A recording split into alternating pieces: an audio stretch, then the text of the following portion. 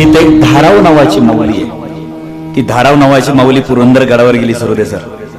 आऊसाहेबांच्या मोरे गेली, मुजरा केला राणी साहेबांना, आईसाहेबांना, आणि आईसाहेबांना म्हणते, आऊसाहेब खबर लय वंगाळ कळाली हो.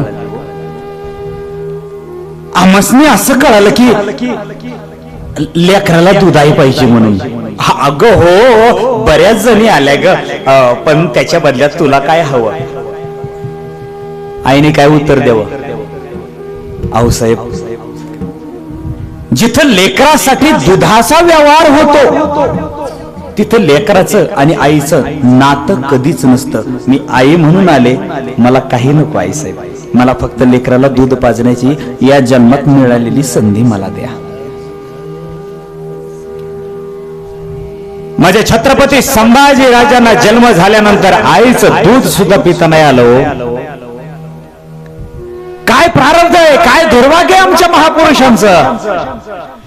जो भविष्यामध्ये राजा तब्बल 125 लढाया लढला, एकही लढाई न हरलेला राजा म्हणून इतिहासामध्ये एकाच राजाचे नाव घेतलं जातं. तो राजा म्हणजे माझा छत्रपती संभाजीराज.